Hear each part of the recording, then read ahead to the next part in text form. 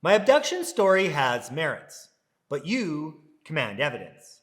Why the hell should you believe me? I don't want your belief. Belief is for unprovable, festering, and unwinnable points. I am here for science, for humanity, and for the truth. Science is not fueled by belief. Science is fueled by evidence. The science I'm sharing makes perfect sense. It works to replicate what we see the aliens do in the atmosphere and underwater. If the mass of an object is reduced to zero, then its momentum is also zero. An object with zero momentum can make 90-degree turns effortlessly, without breaking the bonds in matter and without momentum as a barrier. I need to focus on my credibility, and in this video, I'm going to challenge you to poke holes in my evidence. Help me find a way to prove this is real. The chip is here. The data is repeatable. The evidence is undeniable. This is the truth, and it changes everything. Mind hacked. You can see the damn thing with your naked eye. Something is in my face. X-ray imaging has been verified multiple times from different machines. The object is measured to be 2.17 millimeters in size and is the shape of a pyramid. It makes perfect sense that it shows up on X-ray. Nanotechnology microchips embedded by aliens. Dr. Roger Lear did confirm I was going to be patient number 17. An MRI machine uses a super strong magnet to line up the tiny particles in your body's water. Then it sends radio waves and quickly turns magnetic slices on and off to take pictures, one thin layer at a time. The machine puts all those pictures together to make a full 3D image of your brain. These slices aren't taken at the exact same second. They're done one after another over a few minutes. If there was just a normal piece of metal in my face, like a tiny bit of iron or a regular medical implant, it would distort the image in pretty much the same way on every slice. The dark or blurry spot around the metal would look about the same size and shape each time. But in my scans, the interference, the messed up part around the object, changes a lot from one slice to the next. It's not just a small difference. On some slices it's huge, on others it's much smaller or shaped differently. This kind of big change isn't normal for regular metal. The explanation? The object's magnetic field isn't static. It's giving off its own changing magnetic signal while the scan is happening. Since each slice is taken at a slightly different time, the machine catches the object at different moments, making the interference look different every time. Something was forcing a change to the magnetic field in the machine. The device implanted in my face is demonstrating a changing magnetic field during the scan. This is not possible with inert matter. There are stories that I am particularly focused on, in part just because you talk with your buddies about it. Like, I'm obsessed with the whole UFO thing. What's actually going on? What were those videos all about? What's actually happening? I haven't gotten to the bottom of it yet, but we're only 6 months in. We've been very busy. That's actually the August recess is in part me going to try to dive to the bottom of the whole UFO thing. I'm using an EEG headband with 4 sensors. This model is inexpensive. Understand that I had to try to gather this evidence using my own resources. At the time, a proper EEG setup was over $10,000. I used this device while I was trying to sleep. They were exciting my brain to prevent me from sleeping.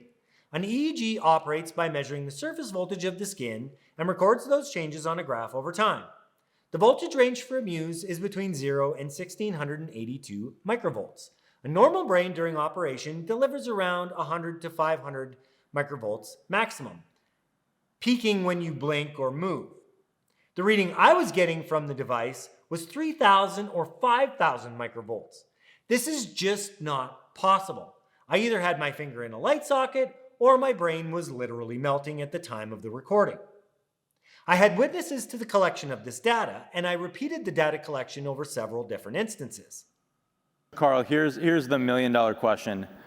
Do you believe that a higher form of non-human intelligence has visited this planet?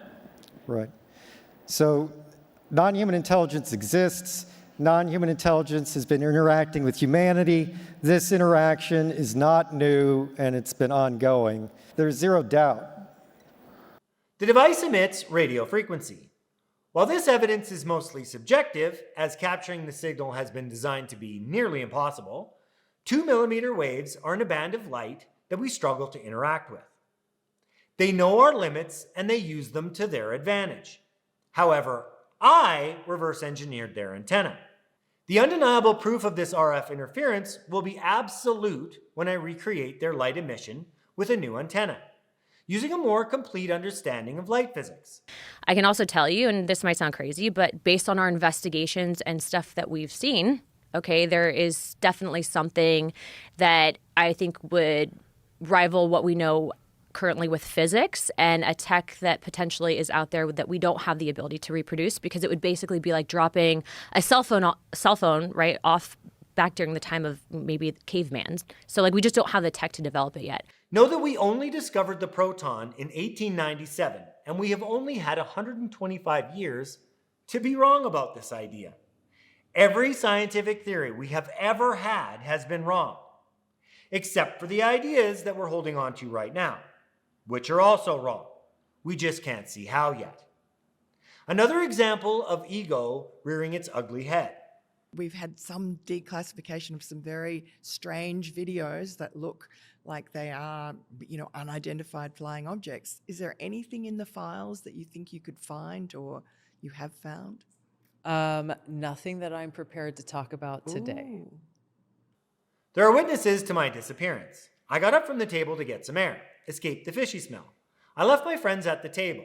Friends that I was having so much fun with, my face hurt from laughing so much. My girl was at the table, a brand new relationship, a beautiful girl, super fit and dripping with sex appeal. The dopamine was still fresh, like the smell after a rainstorm. Why would I leave and not come back? Why would I not use my phone to notify her of my location? Why would I undermine my trip like that? Imagine how when I did not return or call her, imagine how she felt. Why would I do that to her? I was so excited to be there with them all. After the abduction, my phone was dead. Anyone who knows anything about alien interactions will tell you that this is extremely common. Reports all over the world support this common thread. The gray patches of hair on my head. I've had them for over a decade. They turned gray just a short time after the abduction. Gray hair isolated to 2 small spots on my head. Evidence of the intersecting lasers that subdued me. Reflections of technology used in crop circles. Intersecting phase-driven amplitude that knocked me out cold in an instant. I implore anyone to take a sample of these cells and have them tested. I would love the data from such a test. The abduction led to missing time, vague memories of bright lights, and strangeness too bizarre to be real. My inability to talk when I met the concierge. I had clearly been drugged. I didn't have a wallet on me, so I could not have ventured off to have fun on my own. I was sober when I left the restaurant. Why couldn't I talk now? Why couldn't I see? What drugs were in my body after the abduction? There is a witness out there somewhere to my return from the abduction. Someone who saw me at the bank machine just before they set me free on the cold, lonely streets of Mexico. A security guard, perhaps. One who worked at the Fashion Harbor shopping mall in February of 2012. Early in the morning, maybe 4 or 5 a.m. My friends looked for me. The lagoon beach on Cancun's hotel strip is not very wide. They looked for me for hours. If I fell down somewhere hurt, they would have found me. So where did I go? There are witnesses to the interaction. Family, partners, and coworkers have all seen the effects this thing has had on my emotions. People will testify that this thing has changed me, changed who I am, changed the way I see the world, the conversations I've had, the raw, uncut, unfiltered truths I've seen and experienced have left scars on me, changes to my life that will never heal. One girl reported to me that her phone would take random pictures, even if the phone was on a table or a shelf. She reported other electronic anomalies. This experience has a habit of doing this. This is reported all over the world. They live in a computer, so they can slice into any device they want. For them, our primitive security measures are a joke. And if you do catch something strange, there are no resources allocated to do anything about it anyways. I reported my countless electronic anomalies to the authorities, but there was nothing they could do. Comments from police investigators saying, "In my 25 years of doing this, I've never seen anything like this." Yet, despite creating 3 valid police files, no investigation, no answers, and no solution. I have modems, phones, and computers filled with evidence of electronic harassment. I could make an entire video on just electronic harassment alone, and it would take me hours to cover it all. MIT AI physics training models left in my hard drive, text boxes blocked, and a 01 in the place where the text box should be. My friend's Facebook hack logged in on his account and left open on my home computer. An event that defies the laws of time, where the history was changed on my computer while I was home. Someone was on my computer while I was using it. But to do what? Hack my friend's Facebook page, open to his girlfriend's profile picture? Both people in this event happened to be witnesses to the abduction in Mexico. Personal sensitive files organized together in a way that did not previously exist, found among dumps of random data left in my D drive. Bank account breaches, credit card hacks, trade interference. My D drive was filled up with random files, including hacking programs, CSS, HTML, and Python code. Gigabytes of data. Pictures rearranged in the timeline, pictures deleted, pictures marked by artifacts. Random people's pictures were being put on my phone in the DCMI file. No external evidence of their existence in my photo reel. So how did they get there? My dating apps were getting filtered.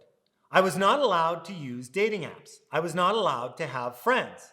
They deleted messages from my girlfriends, friends, and family. Evidence of an intercepted message from an ex-girlfriend just days before my birthday, all to isolate me from my life. Evidence they are in other people's phones. The list is endless. Why? Why would anyone track me through multiple cell phone providers, multiple cell phones, address changes, jobs, work addresses, work computers, home computers, modems, countries, states, and provinces? The effort that has been applied to my technological devices is massive. There needs to be a motive for this kind of commitment. My money has never been taken, and I've never been scammed. And through all of this, for the most part, my technology works. And do the US government and the Pentagon generally want people to believe that UFOs, UAPs exist or not?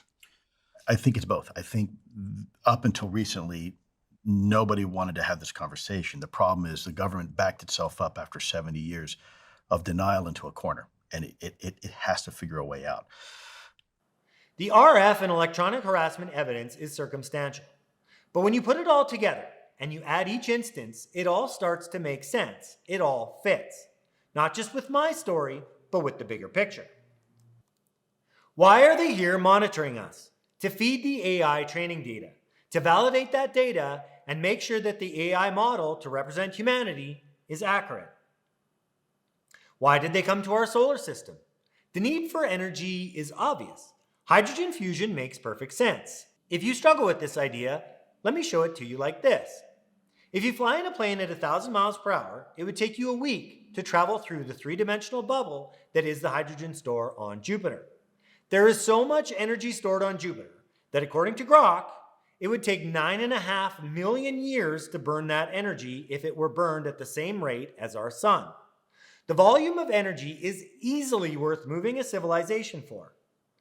Why do they hide at the bottom of the ocean? This is space we cannot navigate. It is a safe position for them to operate from. Highly defendable. We cannot threaten them there. It's close, and so there are no delays in the signals from the devices that they are farming data from. Why would they come to our star? Gas giants are rare in the universe, and the logic just keeps piling up the more questions you ask. Everything makes sense. It all fits with the other evidence that's been gathered from all over the world. Dr. Gary Nolan has tested materials that are organized at the atomic level. Metallic crystals that have been doped in a way that crystal chemistry physics is just now understanding. Isotopes used to bond material using material science that we do not yet possess. Chemistry that commands a new, more accurate model of the atom. Megalithic structures, star maps, like the one that the Pyramid of Giza represents. ancient stories and myths. Artifacts and temples that have been cut with technology and precision that are unexplainable with the mainstream explanation of our history. Crop circles dating back before we understood lasers. Pictures and drawings found on caves, stored in Vatican records and in art. The volume of evidence is massive. A lack of evidence is not the problem at the global scale, and it's not my problem at the personal scale. The problem in this arena is stigma. The improbability that someone like me could be in a situation like this. A 1 in 7 billion chance. But improbabilities happen. Someone wins the lottery. Someone is president. Someone is the next up-and-coming pop star or actor. Improbability does not stand alone as evidence to counter my claim, and it is the singular counter to my claim. I have no motive to lie, and I have everything to lose. Disclosing to the world is social suicide. I have a great life and want for nothing, so there is no need for me to do this. I actually dislike fame. I believe it breaks people. The secret is out. People who we entrusted to do some really important things for our country are saying some pretty incredible things that I think we have an obligation to take seriously and listen to. Because, I don't think you go from being the commander of a naval fighting wing off an aircraft carrier to being some lunatic that's out to mislead the government. And there you have, testimony from Navy pilots, things they've seen. There's a stigma associated with it, right? I mean, nobody wants to be known as the UFO guy, but these are things that are important for us to understand. Disclosure has happened. Now we're working on undermining the stigma that was seeded as disinformation.